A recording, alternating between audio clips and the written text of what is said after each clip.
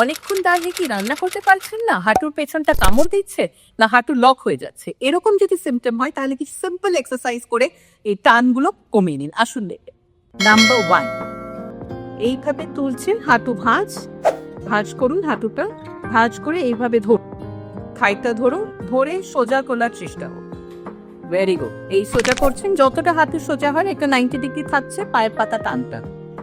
Exercise number 2, হাঁটুটা শক্ত করুন, হাত দুটো পাশে রিল্যাক্স, পায়ের পাতা টান, হাঁটুটা শক্ত রেখে যতটা আপনি পা তুলতে পারছেন এইভাবে তুলে রাখুন, মোটামুটি 45 ডিগ্রি অ্যাঙ্গেল, এইভাবে স্ল্যান্টিং ভাবে 10 অব্দি গুনুন। 1 2 3 4 5 6 7 8 9 10।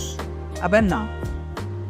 এক্সারসাইজ নাম্বার 3, একবার করে হাঁটু ভাঁজ করবেন, একবার এই পা 10 অব্দি গোনা, যতটা হাঁটু ভাঁজ হচ্ছে গোড়ালিটা কোমরের দিকে নিয়ে যাওয়ার চেষ্টা করছেন, ভাঁজ করে একবার এই পা, তারপরে আবার অন্য পা। এটা এইভাবে ভাঁজ করে গোড়ালিটা আপনি কোমরের দিকে নিয়ে যাচ্ছেন, 10 অব্দি গুনছেন, তারপরে ছাড়ছেন। এই 3টে ব্যায়াম করে আপনি কিন্তু ডেফিনেটলি আপনার হাঁটুর ব্যথা খুব সহজেই কমিয়ে নিতে পারেন।